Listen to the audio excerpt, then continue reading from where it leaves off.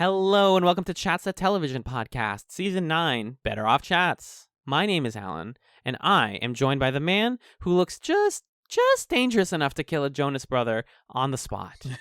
It's Magellan. And it's going to be Don't want Joe. you to, Nick.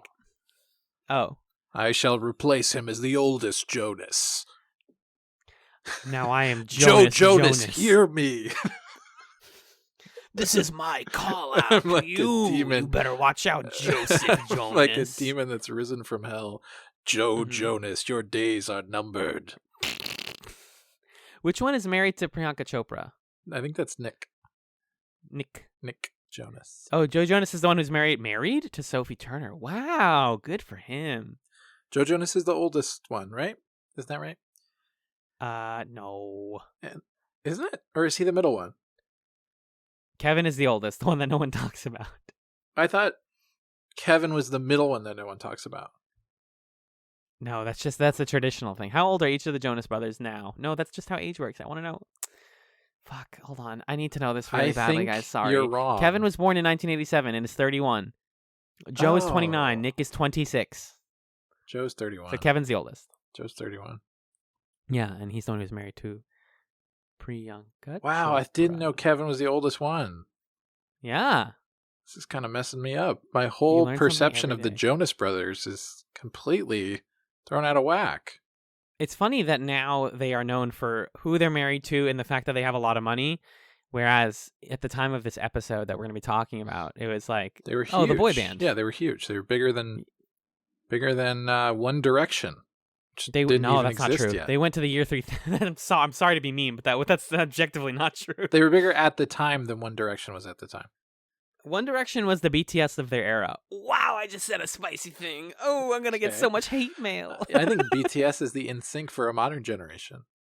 They're bigger than NSYNC, though. This is the thing about numbers: is they grow exponentially over time. Okay. So whoever replaces BTS is going to be bigger than BTS. Isn't that crazy to think about? Because there's more people on the earth. Do you ever think about the fact that everybody thought that iTunes and like streaming music would make it impossible to be a megastar?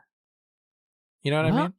Huh, I guess. Because like when people can listen to literally anything, then people's listening habits are going to be totally, and when access is much easier to any artist, people's listening habits in theory would become much more splintered. But not so, because you have megastars that are even more mega than they used to be. Bad Bunny's still the number one artist of all time on Spotify, if I'm not mistaken. Right. People always forget that's exactly why they do a country by country top chart and then a world top chart. Is everyone's like, yeah, it's the song that we all know, right? That was on the radio, and then the world chart kicks down the door, and they're like, "What's up, shitlords?" More people speak Spanish than you think. Yeah, that's fine. Anyways, hi everybody. We're here. This is the music podcast, music and trends. I'm Rishikesh Shirway. Yeah. And this is Song Exploder. No, this is Better Off Chats, the TV show podcast hosted by Alan and Magellan. Hey, what's up? What's up is 2 more episodes of Better Off Ted, the 2009 to 2010 sitcom that we watch. It's delicious. This week on Better Off Chats, we watched season 2, episode 9 of Better Off Ted, The Long and Winding High Road. We also watched season 2. Long and winding high road. We also watched season 2, episode 10, Lust in Translation. Lost in translation. Leisha Lechamel. Director of the episode. You bet. I know you love saying that one every time. The Long and Winding High Road, though, is the one we're going to discuss first. That episode was written and directed by 2 separate and distinct Michaels. Specifically written by Michael A. Ross and directed by Mike Spiller. This episode aired January 12th, 2010, which, if I'm not mistaken, is the same day as, I think, Change We Can't Believe In? One of the episodes we discussed last week. So we discussed Change We Can't block. Believe In like 3 weeks ago or something. That was an old one. I said this last week. I throw out the episodes as soon as we stop watching them. Yeah. But can you actually tell me, for this episode, which we did watch and we are going to discuss, what happened in The Long and Winding High Road? Sure, please? I would love to. So, the first episode here, okay, Long and Winding High Road. In this episode, Ted tries to take the high road with one of his bitter rivals in research and development after they come up with competing products, while Phil and Lem search for a scapegoat after they break the lab thermostat. So, a couple of corrections for myself. I'm issuing a formal correction again. Okay. This episode aired the same night as The Impertinence of Communicationizing. And to correct you, Change We Can't Believe In was only 2 episodes ago, not 3 episodes. Eat shit. All right. Okay, we're both wrong. We're both wrong. We can both enjoy being in the wrong spectrum together. My God. What did you think about The Long and Winding High Road? When do they stop airing this show, by the way? Because when does this stop? No, Get me off of Mr. The Frog's fact that Wild they Ride. keep doing 2 in a night sucks. Yeah. And again, the more I found like Alan Sepinwall, one of my favorite TV critics, was reviewing this show as it was airing. And even in this point in the show, he was like, "Yeah, this one's gonna finish its run, right?" Not as disparaging as other reviews I found, but definitely like I think this is it. That sucks. So we're in January 2010. The show ends in August. What? There's a jump. Mess of a Salesman is January 26th, What? and then 12 and 13 air.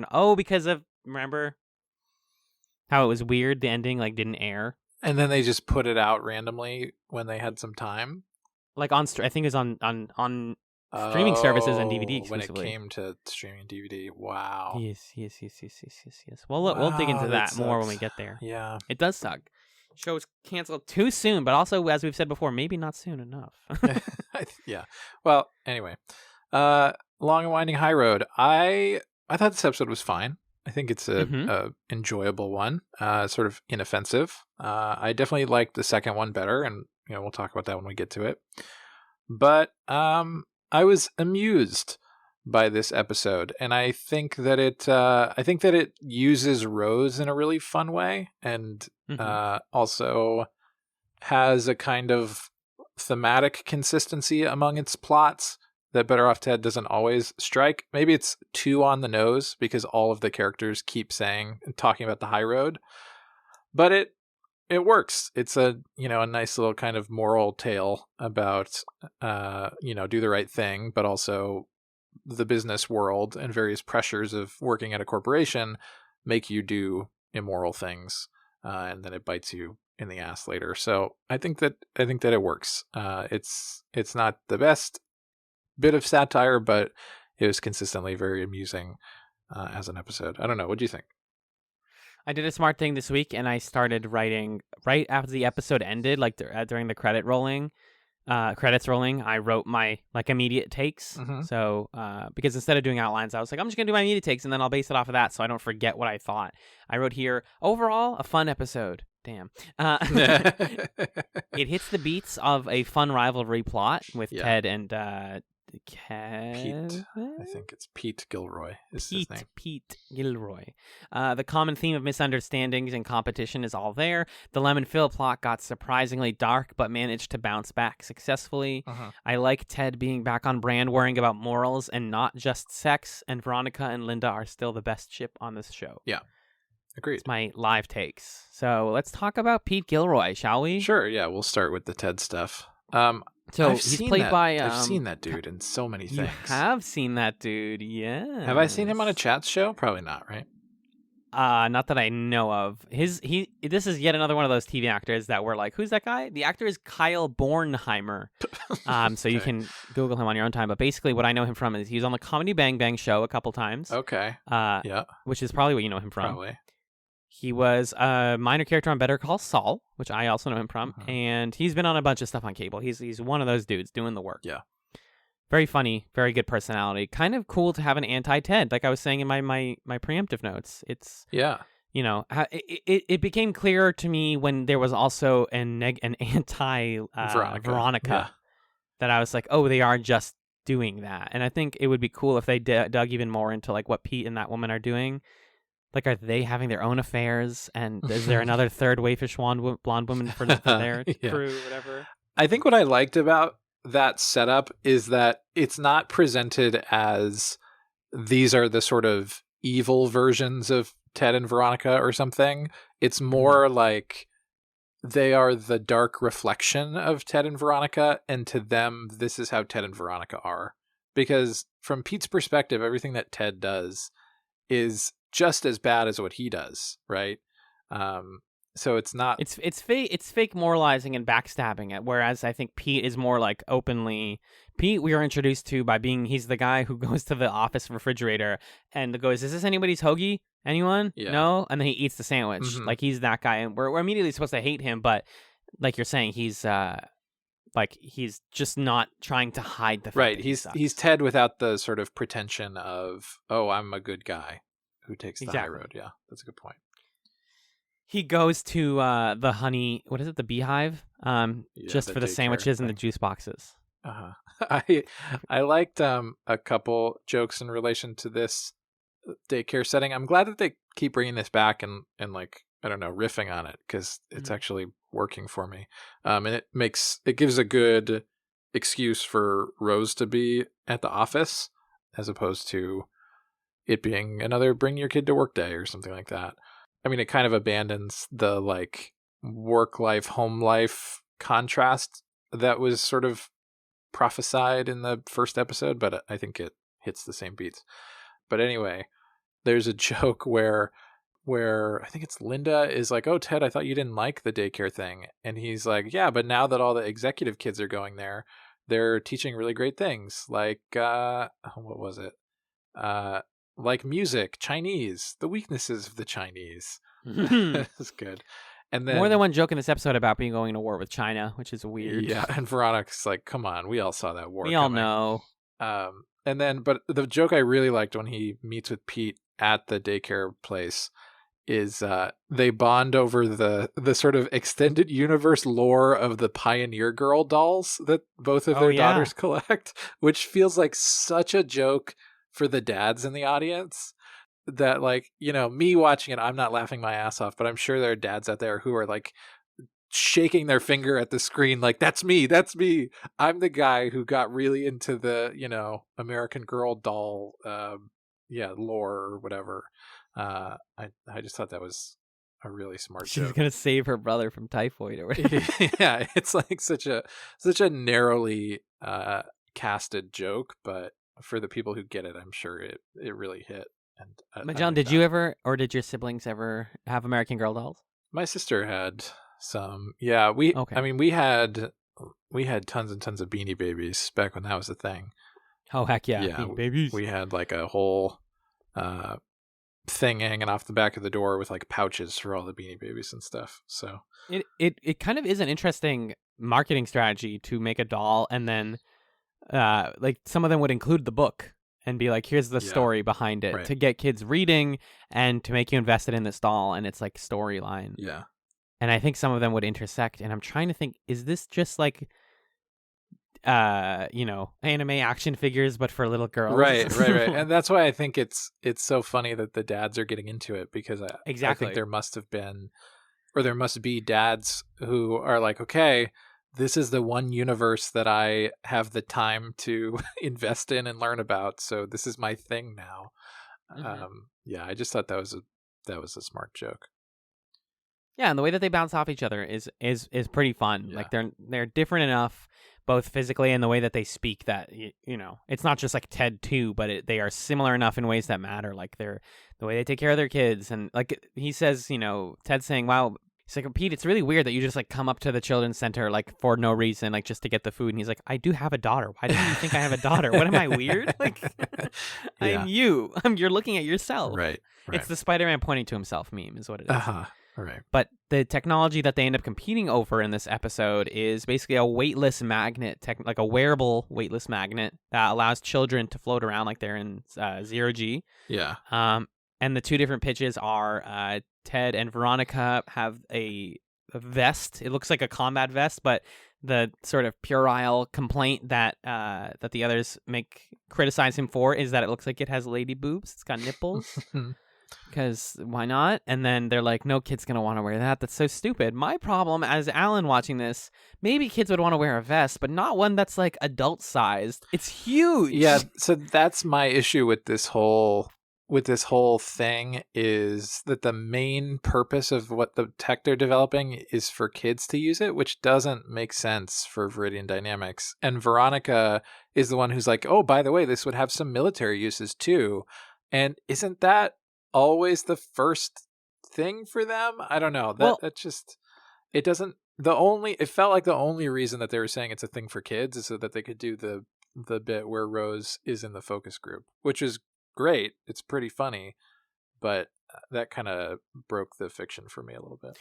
my one potentially interesting counter to that is the second episode explicitly deals with Phil and Lem realizing when they tell us to make products that are like wholesome and good and for kids, they're almost always actually True. just using it for military. So it might just be marketing fluff that they're saying, and kids could use it, but they know that this is an adult combat vest. Okay, Like, maybe if that's what's going on, that's fine.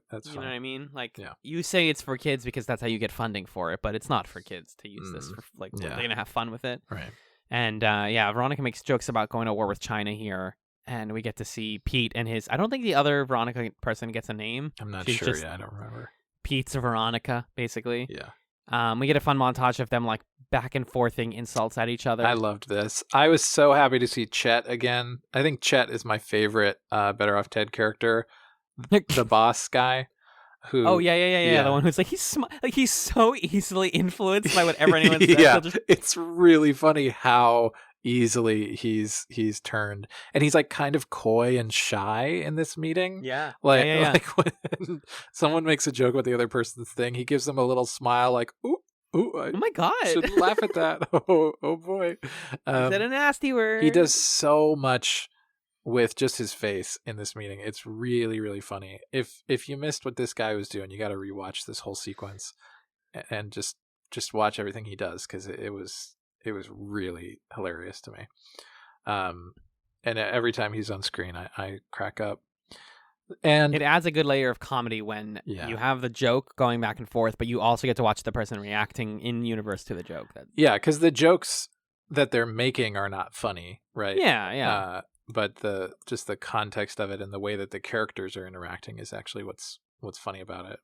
100%. And it's kind of a subtle thing too. And I also sort of liked the grim subtext that all of the inventions that they mock each other for are inventions that would have really helpful benefits in like the real world. So when Ted is talking about the solar powered paint, or Pete is presenting the drinking straw that purifies water as you drink it, those are pretty good inventions that would do good things for people.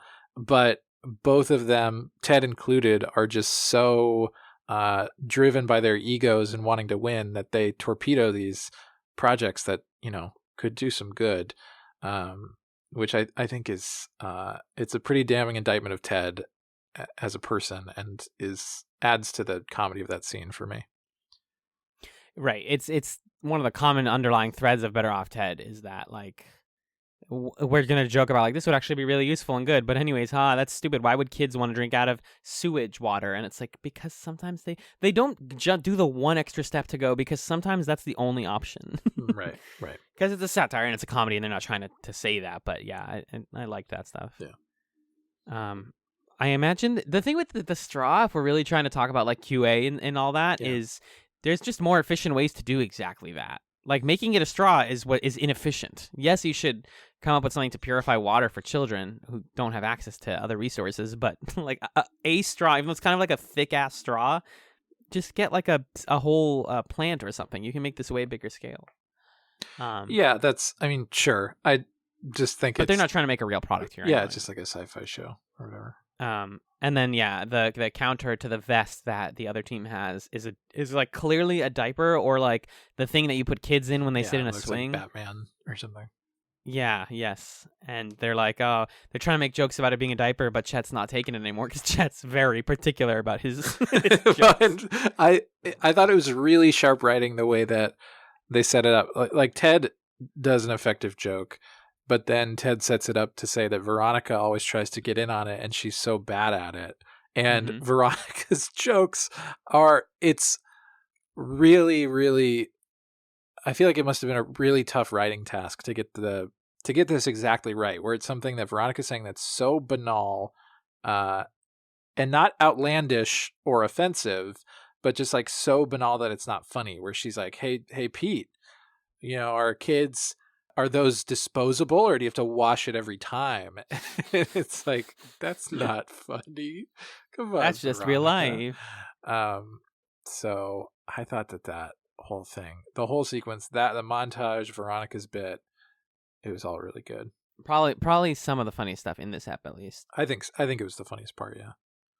And so this plot, after they meet in the children's center and like bond a little bit, Ted seems like he's ready to take the high road, as he says over and over in this episode. But we collide into one of our other plots, specifically the Veronica and Linda stuff, which is our the gals start bonding a little bit in this episode. Talking about how they're gonna try. They're like fighting with each other, and they're talking about Rose, and then they're like, actually, we could use Rose because this is a product brand marketed to children to help our team win over Pete's team. So their plan is to like basically go to Rose, and you get this very well framed scene where it's like Linda and Veronica, and Rose is like center frame, and they're like, hey, and they're making jokes and trying to tell her how to be an adult yet again. Basically, they're her surrogate parents for this episode, which I thought was very entertaining. Yeah, I thought Rose, the actress who plays Rose, I thought did it. This was one of her better episodes in terms of her own acting, because there's a bit where Veronica or Linda or somebody says something kind of outlandish when she's in Ted's office, and she does like an eyebrow raise. That's really great. And then this whole bit where Veronica's trying to use corporate speak, and Linda's talking about, this is whack. It's not fat. And Rose is just like, what are you two doing? And then in the actual focus group scene, when she has to give the derisive laugh, it's so good. She nails it. She nails the delivery of like, this could kill a Jonas brother, right? Huh? You all know that, right? Like looks around like, yeah. She does a really, really good job in this episode. Yeah, most of her acting is reacting, which is what acting is, I think, as I've been told. But yeah, that's what the word on the street is. Yes. But she definitely holds her own against these two really great actresses as well. So she's told basically to criticize the diaper product or whatever the product is, and then Ted, trying to take the high ground, switches the products. She ends up criticizing the vest instead, saying that it could kill a Jonas brother, and they're like, no, and then they lose. But Pete and Ted almost have a moment where they forgive each other, and then Pete is like, no, but you still like lied about this, and were trying to screw me over, so I actually still hate you more. No. I appreciate, like, I used to deride Better Off Ted a little bit for this, but they're not going to end episodes happy. They're just like, well, that's weird, that's sad, or like if it's happy, it's between people on our team. It's Veronica and Ted singing together, or it's Lem and Phil looking at the rose that's placed in their office and being like, oh, this might be bad. Like it's always with that little twinge of like, well, yeah, we're gonna live another day, right? And there's a couple of good other bits in there, but the other really great plot line. Oh, actually, the last thing on the Veronica Linda stuff that I liked, what I thought was kind of silly, but I laughed at, was they are trying to talk like the youth. And Linda's like, do you guys still say, like, that's fat and dope or whatever? Like, that's what kids said when I was 8. And then the fucking brutal delivery of Portia de Rossi later turns to Linda when they're watching the focus group and goes, Linda, you're fat. She's like, why would you say something like that? And she's like, I'm saying the thing you said. P-H-A-T, right? Brutal. It's just that's pretty good. A lot. But my favorite plot line of this episode, easily, as always, Phil and Lem going on their own little adventures. For one reason or another, I must have missed it. Why did they have a piñata? What was the piñata for? It was just a totally random thing. That was kind of, I don't know. I was like, okay, whatever. You have to make up an excuse for them to have damaged the thermostat, and so that's just. It could have been simple, like the one. If I just improvised one off the top of my head right now. They're making like a buckyball technology where it's super bouncy and it bounces against everywhere and then hits the wall. Yeah.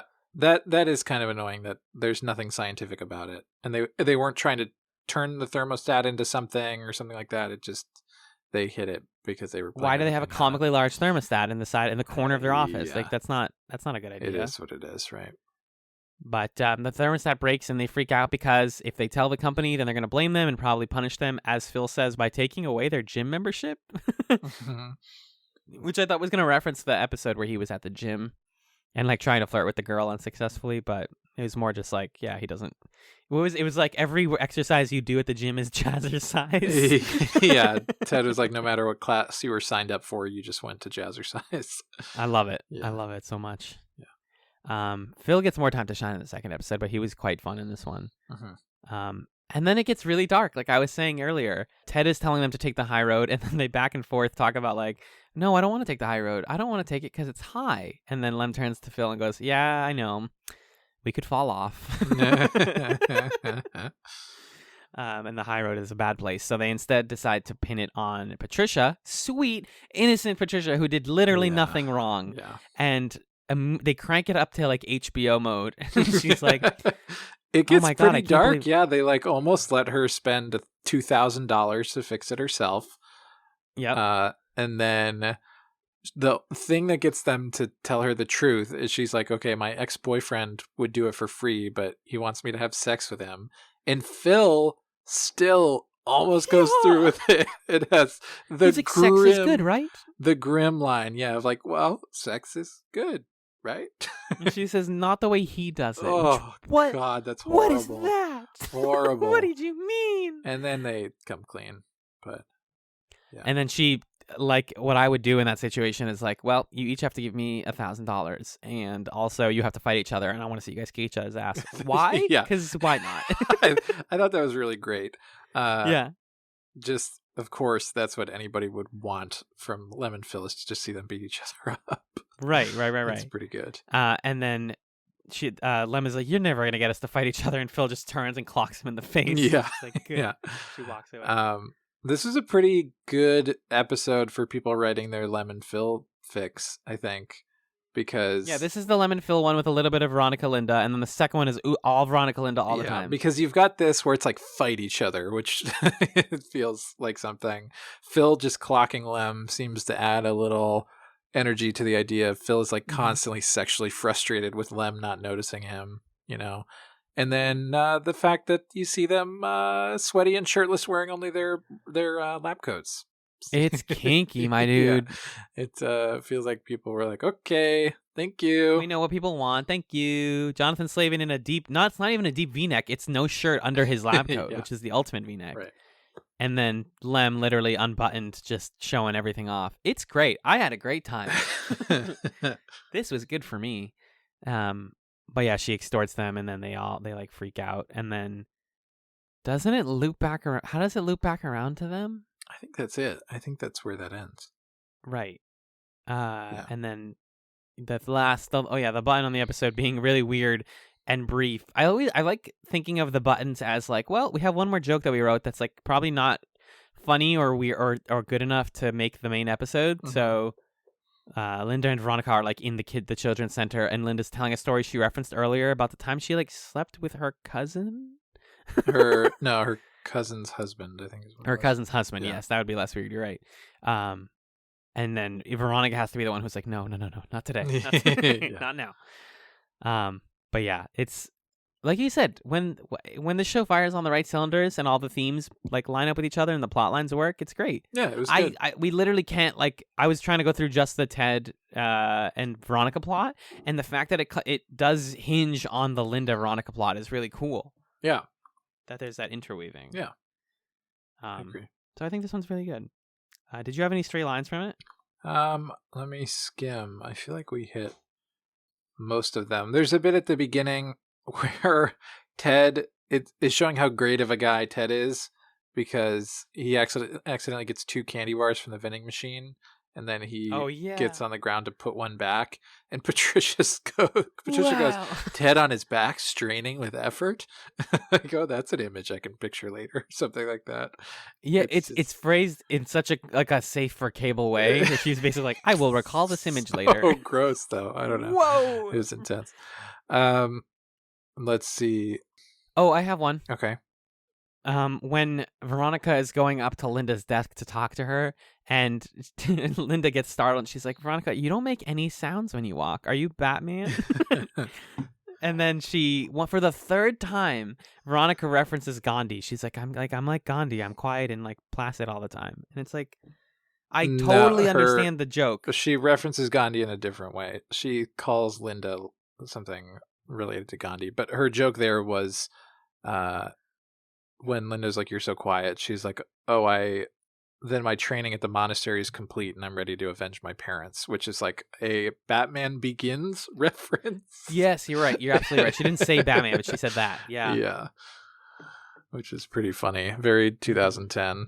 Yeah. The other thing, by the way, that was pretty 2010 was when first of all, Linda being like, it's fat, it's whack, or whatever. Big time. And she calls her Flavor Flav. And she calls her Flavor Flav, yeah. Yeah. Did you ever watch Flavor of Love?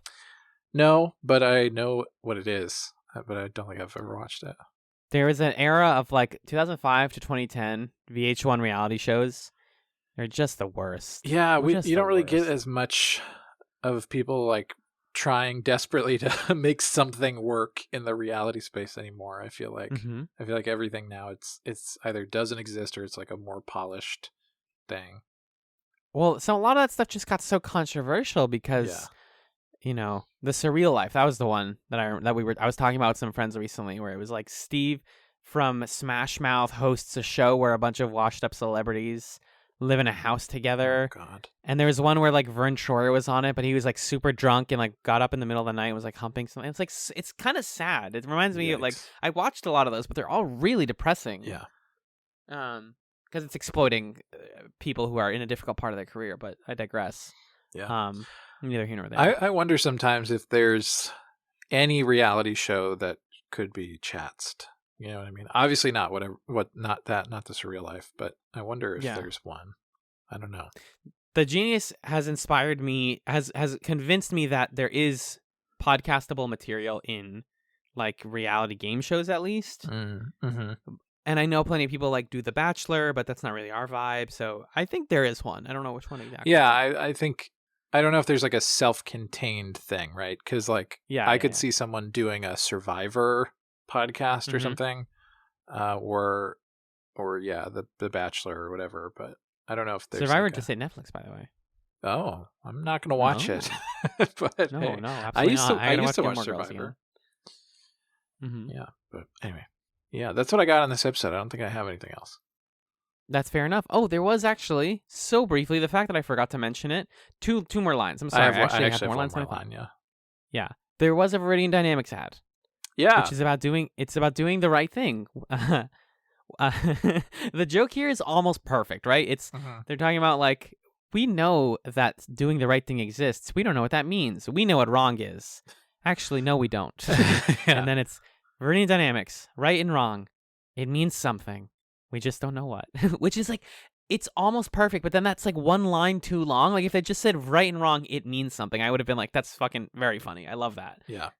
And it's just like, I thought this one was paced weird. I thought that it was a decent Viridian Dynamics commercial. And yeah, like Justin was saying a couple weeks ago, you know, it gave me the feeling of like, oh, it's back, which, you know, maybe made me think that it was better than it was. Mm-hmm. Yeah. What's your line? Because my line's my favorite line of both of these episodes. Just a kind of random line. For some reason, I thought it was so funny when Linda to Veronica says, "I'm not some scout girl," instead of saying, "I'm not a Girl Scout." Girl Scout. It's just the way she's got that verbal. I don't know why style. that made me laugh, but it did. So here's the line, and it was brief. Once again, they always put the best fill lines like in the background. They're talking about I wish I could remember the context because the context really made it. But he's talking to Lem, and he says the line, "Have you ever thought about how much of men's lives are about tricking women into touching something?" No. Oh, God. Brutal. Oh, no. I mean, Ted's going. They swing for the fences. Sometimes they're like, "No, we're gonna say it. Fuck you. We're gonna say the thing." Yeah. It's not like we're gonna say the slur. It's just like, no, this is we're calling it out right now. Yeah. A lot of times, yes, and in the second episode especially, we see like what happens when the guy is like, "Why can't you just give me the thing I want?" What's the slur? And how much that's tied boy? Into like control and power. What's the slur there? Fuck boy? Is that the slur? No, I didn't. There's no slur there. I'm just saying. You're just saying in general. Yeah. Okay. But yeah, that was what I got. What was your last line you said? Or you said the it was Scout Girl one. Scout Girl. Yeah. Perfect. Well, I think that's what we have for the Long and Winding High Road. Definitely a solid episode. But after this brief musical break, Magellan and I will be back to discuss Lust in Translation. Welcome back to Better Off Chats. The second episode we watched this week was Season 2, Episode 10, Lust in Translation. It was written by Michael Shipley and directed by Lee Shalat Shamel. It originally aired on January 19th, 2010. Alan? What? What happened in Lust in Translation? When you catch me in the freezer with a mouthful of chocolate ice cream. Huh? Yeah. Magellan, I'm glad it was you so asked. sweet and so cold. Go ahead. I'm sorry, I took the chocolate ice cream left in the 10 points to Gryffindors. Thank you. Here it is. In this episode, guys, Ted dates a German businesswoman whose company wants to buy a translating device from Viridian. But a minor adjustment by Phil threatens to kill the romance and the deal. Meanwhile, Linda invents a new game and defeats Veronica once and for all, killing her for good. Wait, that last part's not real. She does defeat her, though. Oh, Magellan, what an episode. What a season. Yeah. Sure. I agree. Magellan, what did you think of Farscape? What did you think about this episode? Yeah, we just spoke last half about how it's fun when the plots line up, and they don't always have to.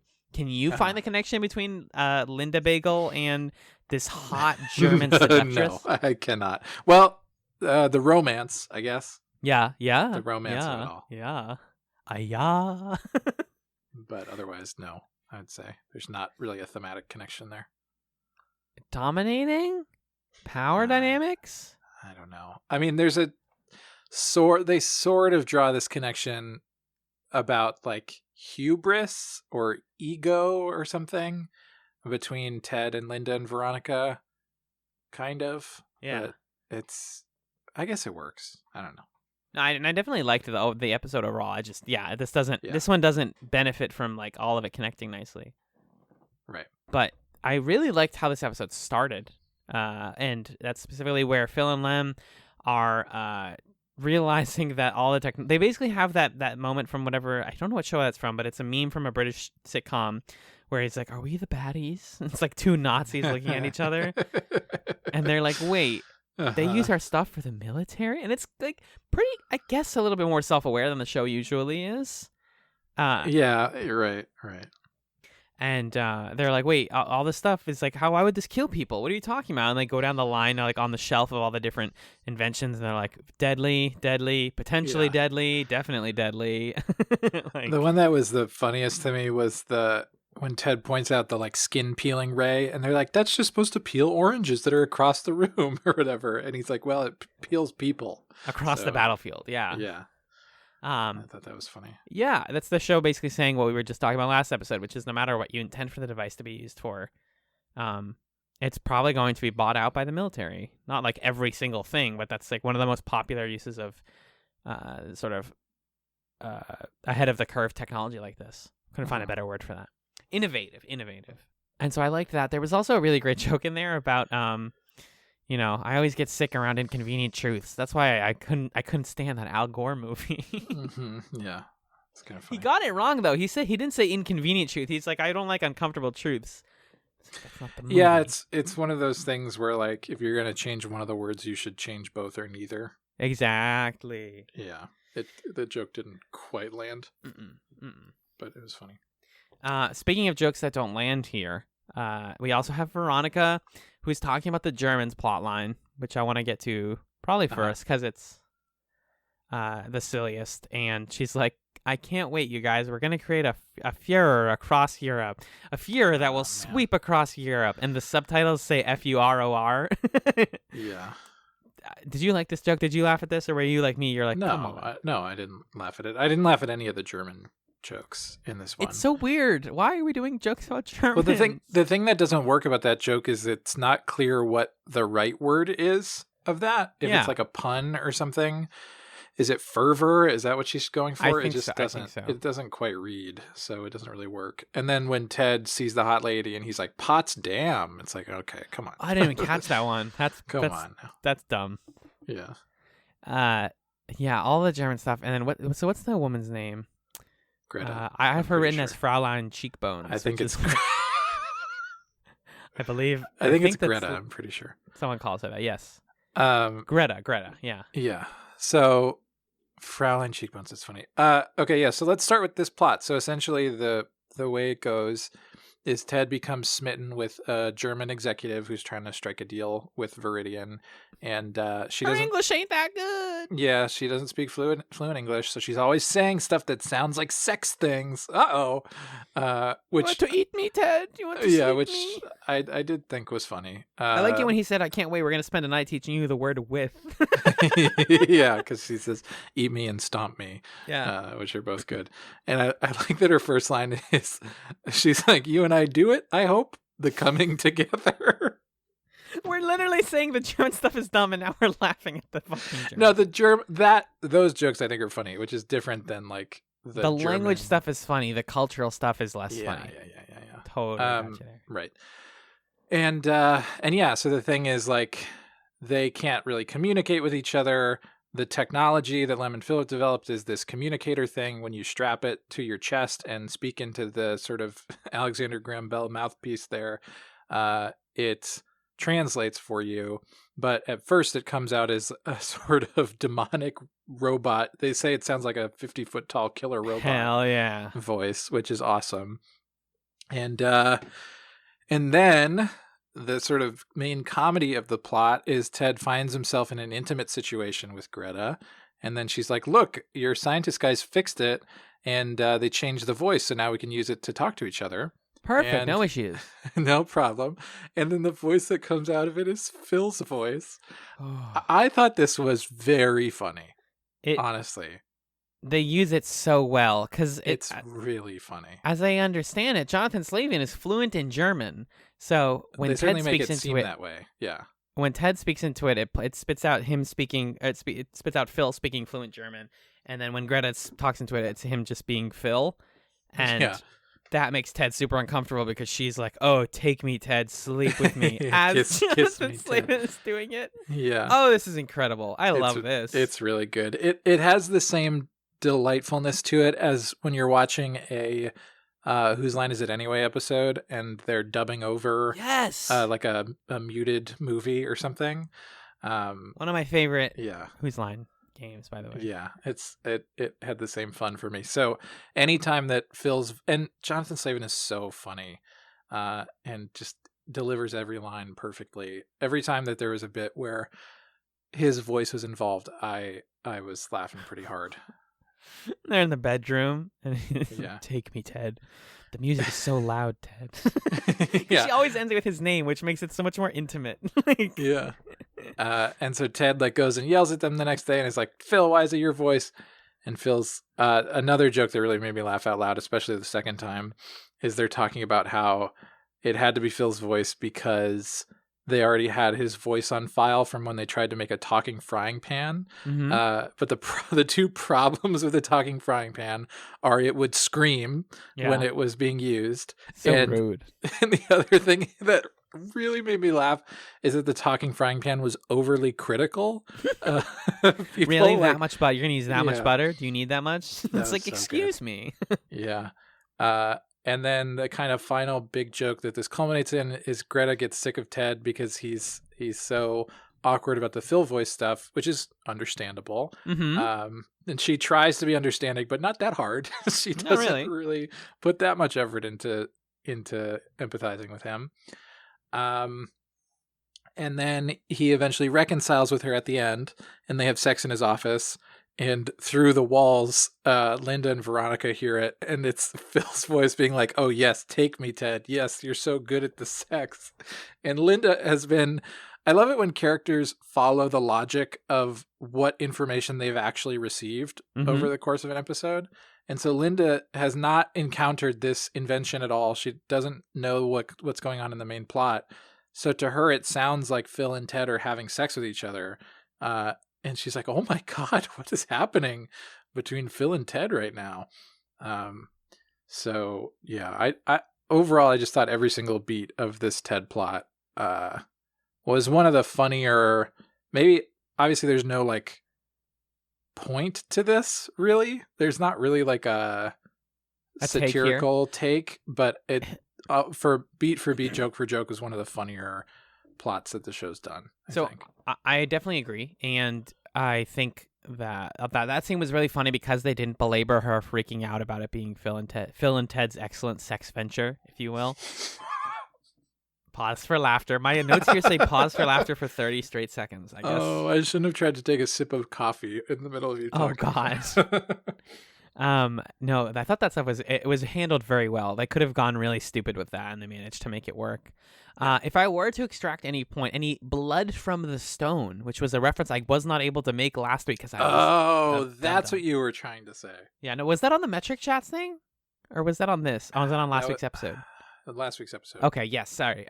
No, blood from the stone is what I was... Not hair from the stone or whatever, dumbass.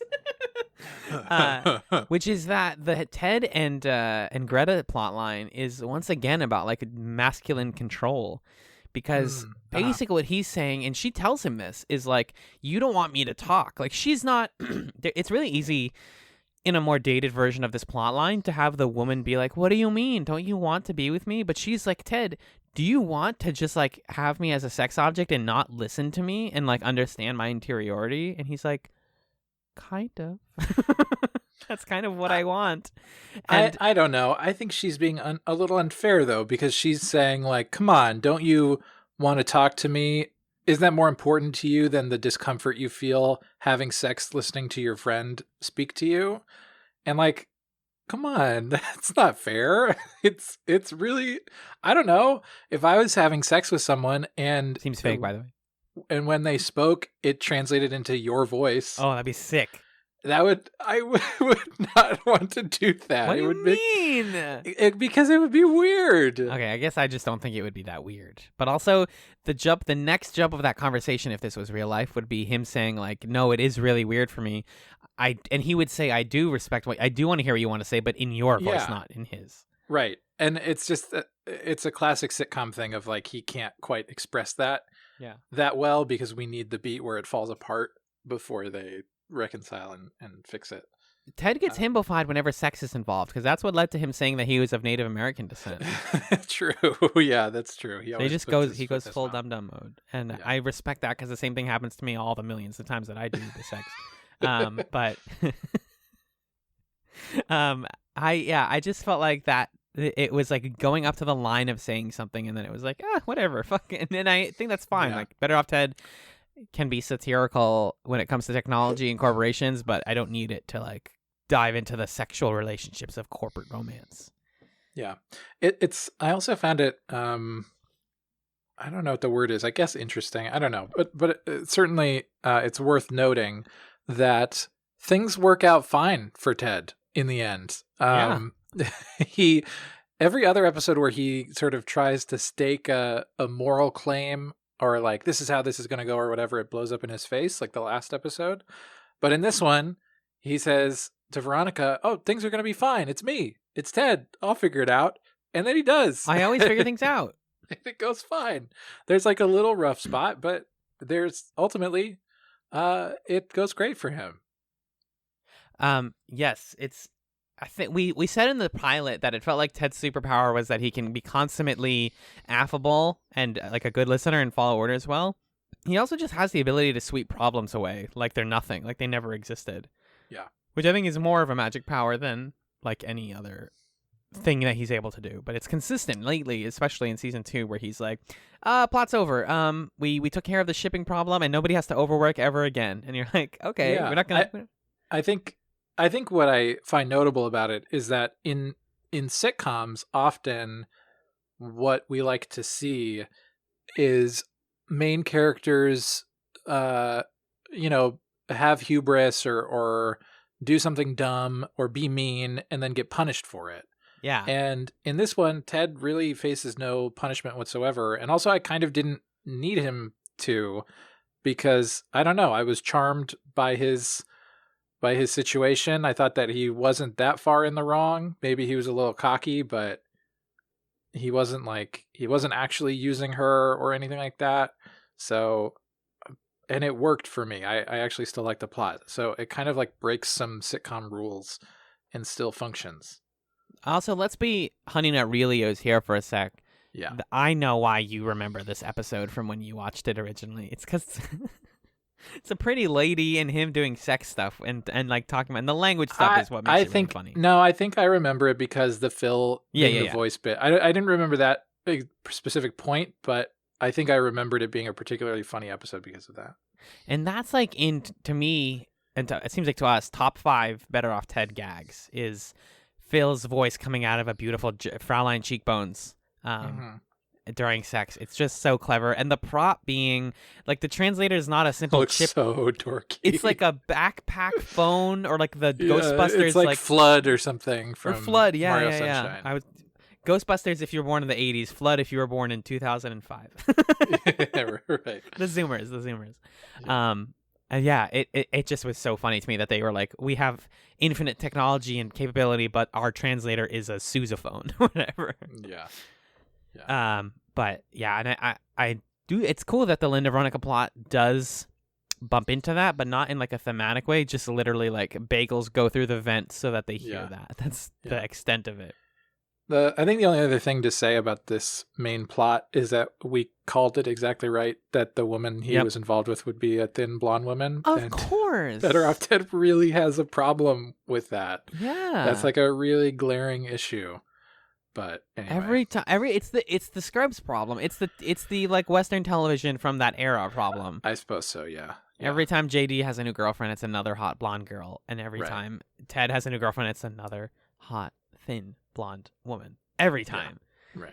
Right. If Better Off Ted were to come back, I'm sure they would at least attempt to mix it up with that. Or finally just lock in Ted as asexual once and for all.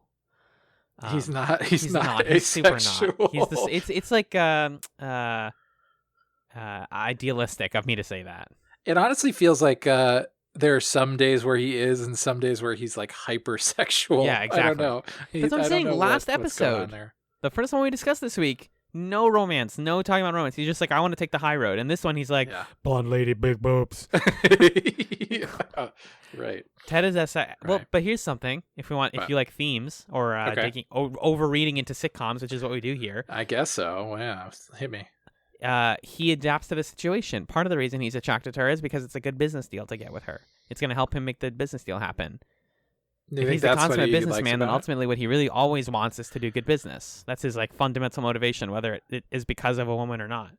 Maybe he's attracted to executives, and that's why he's attracted to Veronica, and that's why he's there it is, power dynamics. And he likes Linda more now because she's getting stronger. She's training. Now going to rip apart the building, developing her powers. Yeah, she's powered up. She's going to eat her goldfish from earlier. Here's a question for Ted, if you're out there listening. Hi, I'm Ted. Hi, I'm Jay Harrington. What's up? Ted, why do you have a rule about only having 2 office romances? Because you don't want to be the guy who sleeps around, but you'll immediately hop into bed with like a business partner without any second thoughts? Now hold on. What's going on there, Ted? Yeah, it seems like you don't have any sort of rules. No, hold on there. I have actually like Linda. I have several rules. I hate Linda. My only love is Veronica. What's going on? Give me some pizza bagels and we can talk about this. I'm glad you're being honest with us, Ted. I have to go have sex with another mysterious blonde woman who came into the office just for a donut. Anyways, I'm gonna make babies now. I love Rose. She's my daughter. Anyways, bye. Bye, Ted. See you, Ted. Thanks, Ted. Yeah. Yeah, I want to talk about Linda and Veronica, by the way. Enough of this horny nonsense. It's time for horny nonsense. Okay, so here's the thing that completely exploded my brain. Yeah. Bagels. So the plot here is you've got Veronica and Linda to blow off steam has found a secret room where she throws bagels at the wall to bounce them into a vent. The most random thing possible. Yeah, bagels. We had our friend Justin on a couple weeks ago. Hi, Justin, who's listening to this. Hello. And I'm pretty sure that Justin came up with the ship name Bagels for Veronica and Linda, right? Right, because in a previous, in the episode that he discussed, or one of the episodes we were talking about, they had mentioned both wanting bagels or liking bagels, and he was like, yeah. Basically, he said something like I don't know if he messaged this to us or what, but like, if the Tumblr fandom was around when Better Off Ted was big and they glommed onto this show, they would have called that shit bagels. And here is this uncanny moment of the simulation breaking where the Linda Veronica plot centers on bagels. It was scary. So Especially Justin, if you're out there, please, message us now and freak out, because it's wild. he's a sage. He's a psychic. Yeah. But yeah, the bagels being in the background of the shot for that whole beginning, and I was like, wait, Linda, Veronica, bagels. Okay, that's so cute that there's like set dressing behind them of bagels. And then no, those bagels are like the crux of the whole plot. They throw bagels against the wall. What are the logistics of this? Okay, first of all, in offices, and I know people who work in offices like this, a lot of times they give out free bagels because they're easy to mass produce and it's like easy carbs for people who want lunch, right? You got your coffee. No one's allergic to bagels or whatever. Yes, so they have a ton of bagels. So no one would be mad if Linda just like took a bunch of bagels like she takes coffee creamer. Same idea. Bagels are bouncy, and as Veronica tries to discover later, you can make aerodynamic bagels depending on how you craft it, like a frisbee with special carbon. I think they say. The ones that Phil and Lem make later are like 80% carbon. They're 98% like, carbon. I think. Oh, and they say once you get past 97%, it's hard to mask the taste. Yeah, exactly. It's fantastic, and yeah, it's just it's bagels, baby. It's bagel time. So the game, Linda Bagel, where they throw it against the wall and try and get it in, seems like kind of fun. It's like something you would play in high school where you're like trying to get a pencil on the ceiling or flicking a paper triangle across the study hall table. And Linda's much better at this. Ding, ding, ding. Power dynamics, one of the themes of the show. Veronica's mad because she needs to be better at everything. She tries getting better at it, but sucks. Linda feels powerful and calls her meat and things, and she makes Veronica like call her like not mommy, but something basic. Queen Linda the dainty foot. Queen Linda the dainty foot. Thank you for writing that one down. She actually, one of my favorite lines from Linda here, which is something I feel like I would say if this was Alan Bagel. She goes, "You think you'd be better than me at Linda Bagel? I'm Linda." She says it twice, and both times I'm like, that's fantastic. Yeah, that's just well done. And so Veronica, in her anger, asks Phil and Lem to make her aerodynamically perfect bagels, which they struggle with for a while because they're doing other work. I love that they're so busy, but not so busy enough that their boss can just give them more work, and they're like, okay. Yeah. Right. And so they attempt to make it, and it's too hard. And I love this part, too, where she is bringing the bagels over to Linda, and she's like, I also need like 3 pints of cream cheese, because you can't just bring a bunch of bagels and no schmear. And schmear is just one of those words that makes me giggle.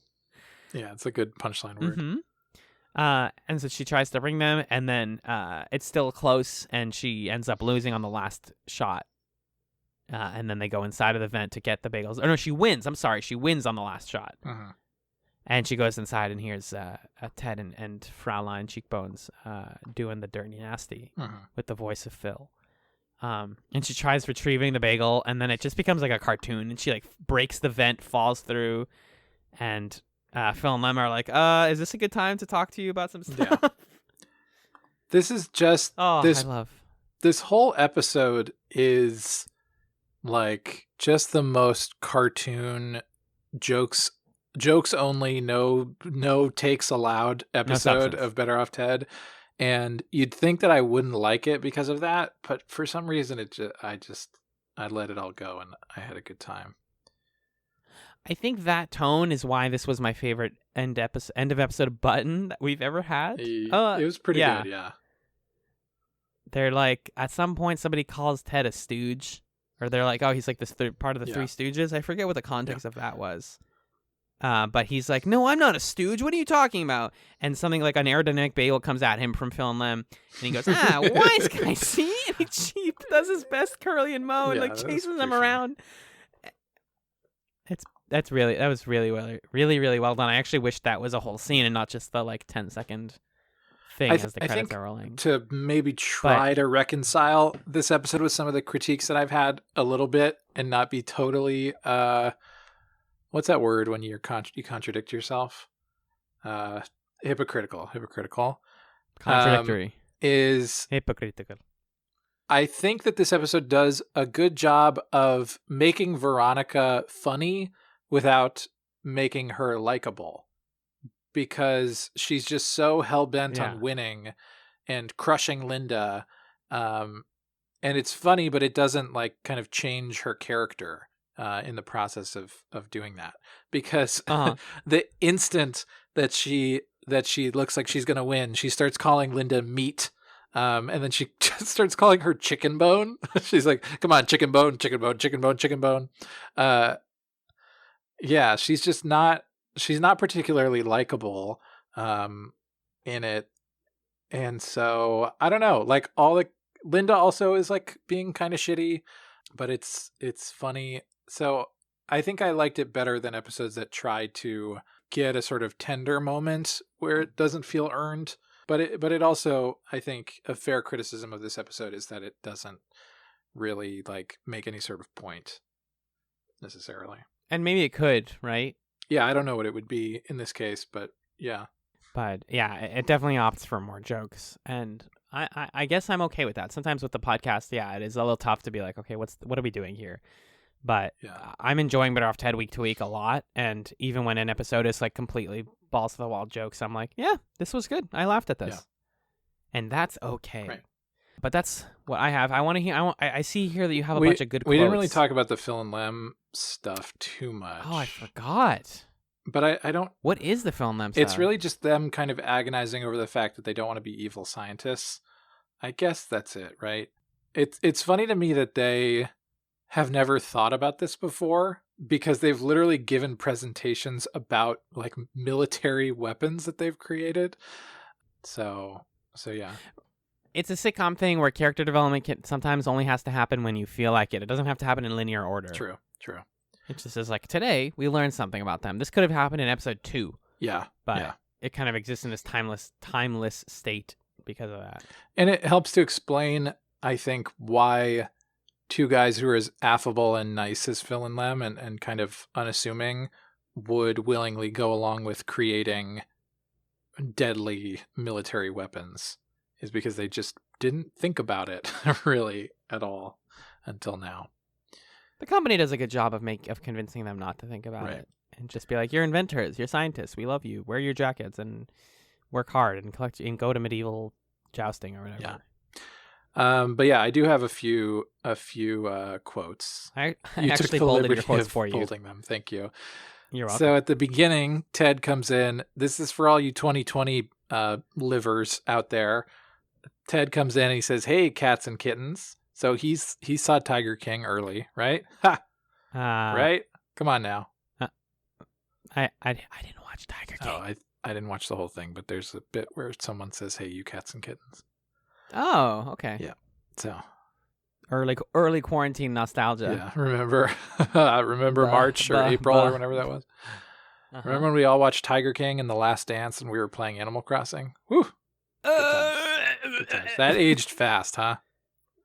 Really fast. When I was thinking about like best games I played this year, I was like, Animal Crossing, even though I don't play it at all right now, was my life. Oh yeah. My life. I lived in what's the name of my town? Figure it out. Not Sleepytonia. No. Koholint Island, because I named it after the town from Link's Awakening. I digress. Yeah. Let's see. There was a joke at the beginning that I thought was kind of funny where Ted said something about how the Germans think that Viridian is like a evil corporation trying to conquer the world or something, and the joke is like, ha ha ha, that's what the Nazis did, which is dumb. But then Phil's like, yeah, it's like when those Irish auditors thought our accounting department drank too much and wrote depressing poetry. Which literally, I'm imagining the writer's room and someone's like, okay, what do the Irish do? Yeah, they have like a whole top 3 things. Everyone put something on the board. And yeah, and like half of the board is just reprehensible and cannot be put on television. Yes. Yeah. Phil goes on this monologue that ends with the line, "Despite everything my wife ever says to me, communication is always good." Very brief. That was good. Loved it. Yeah. Let's see. What else do I have here? There's a line where Veronica says, "Sex can screw things up. Why do you think the Three Stooges went through so many curlies?" It's kind of funny. What do you think's going on there, pal? Yeah, I don't know. It's just a good line. I don't want to dig into it. I think one of my biggest laughs of the episode was when Veronica asks Ted for an update on Phil and Lem, and she says, like, "How are Glasses and Mustache doing?" And Ted says, "First of all, Glasses and Mustache are the same person." It's really funny. It's Mario. Yeah. It doesn't wear glasses. Come on. And then there's a great line when Ted goes into the lab to yell at them for the fact that it's Phil's voice. And then Veronica comes and checks in and is like, oh, how's the thing going? And feels like it's almost done. It's close. It's close. Oh, it's so close. And Ted's like, I have to go. I can't listen to this anymore. Oh yeah, because it's a sex joke. That's as dirty as you can be on cable, baby. Yeah.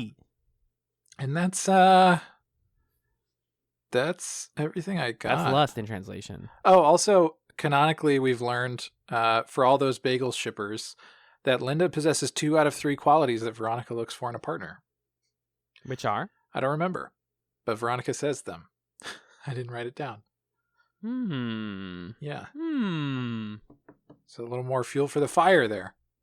They're going to get married. Come on. Yeah. Just get married. Oh, and then the last big joke for me was when Veronica throws her last bagel and she's like, this is for the world championship of the world. It's in slow motion. Yeah. I couldn't. Was that an effect or was that just her actually speaking That slowly? they slowed it down. Okay. Yeah. I was like, wow, that'd be really impressive. Yeah. That's what I got.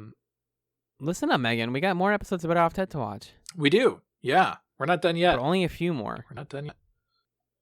It's what? 4? Wait for it. Yes. Wait, 3. We have 2 more episodes of our show. So 3 episodes total. Yeah. So we're almost done with Better Off Ted. We're going to have our last episode of 2020 is next week. And then the last episode of Better Off Ted, we're watching the first Sunday of January. Damn. And then we're going to start the new year with a fresh series. We'll let you know what it is when we get there. Second week.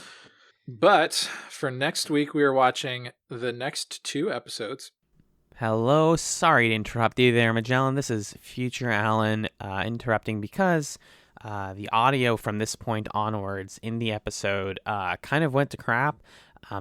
It's really complicated to explain, but it sounded sort of like if you noise reduced us while we were talking. It happened mostly on Magellan's side for some wacky reason, and then it started happening on my side too, so it could have honestly been, I don't know, Skype somehow. It's really weird and not listenable at all. So I'm just going to wrap up the episode here and summarize what we talked about.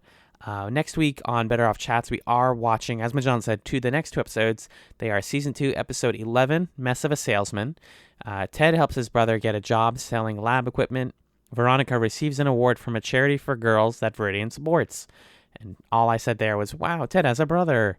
And then we're doing It's My Party and I'll Lie If I Want To, which is Season 2, Episode 12.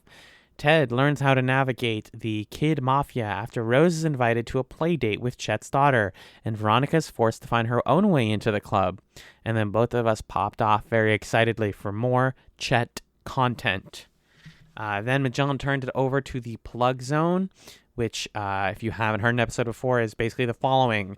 We have an email, which is chatspod@gmail.com. That's CHATZPOD@gmail.com. We have a Twitter @chatspod if you'd like to get at us there. We have a fan-run, community-made subreddit called reddit.com/r/chatspod. It's not really what it's called. It's how you get there. It's the Chatspod subreddit. And as always, we recommend people rate us on Apple Podcasts or your podcast platform of choice to help us get the word out there. Then we did a whole big plug for our great and wonderful Patreon, which is patreon.com/chatspod, which you can, at $3 a month, get a big backlog of content and vote on stuff and decide what we're going to listen to or watch or discuss in the upcoming months. Then we hyped up a recent episode, which was the Metric tier list, which I was extremely proud of because Metric is my favorite band. And even at $5 a month, you get our eternal gratitude and our entire backlog, which has been now going for almost 2 years. It's pretty crazy to think our Patreon itself has been going for that long. And yeah, we just basically talked about that. And then finally, our chat sum segment. I'm going to do both of our chat sums here. I went first and I recommended the anime Akudama Drive, which is a heist anime that I think has either artists or writers from the Danganronpa series of like visual novels. So if people are familiar with those, it's kind of like that style of like characters that are named after their best quality. It's a bunch of cool criminals doing cool cyberpunky crimes.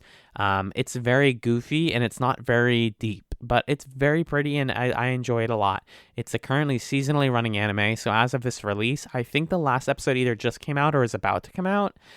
in Japanese, and the dub is slowly being rolled out right now. But it's a good anime, and if you want something light, I'm watching it like on the treadmill, so it's my like cardio anime.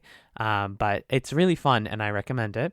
And then Magellan's his chat sum for this week was the video game, and then he made a comment about it. Yes, I know it's another video game, but it's Cyberpunk 2077, which he's been enjoying a good amount, even though we acknowledge the problems with that game's development and the labor issues, and more stuff has been coming out about that as even since we recorded this episode. But he's still enjoying it for what it is, despite the fact that it feels like it's hinting at ideas but not really committing to any themes, which is something we complain about a lot on chats, where it's just paying lip service to the ideas of Cyberpunk, but then it's just a game where you work with cops and beat up criminals sometimes. But he's still enjoying it a lot and thinks a lot of the emergent narrative stories that are in it are really cool. And he also specifically points people to a really great discussion of it from a recent episode of the Waypoint Radio podcast. The episode, I don't remember the number exactly, but it's like the name Cyberpunk 2077 is in the title. It's from like 2 or 3 weeks ago. They talked about it, and it had some really good points about its politics, its ideas, without being too harsh on the game. So it's a really good podcast, and you should check it out. So that was the Chatsums. And then, as usual, we say thank you. I thank Magellan, and we should have this audio fixed next time, especially because we're having a guest next week. That's a little secret teaser for you. And thank you so much, as always, for listening to Better Off Chats. Peace.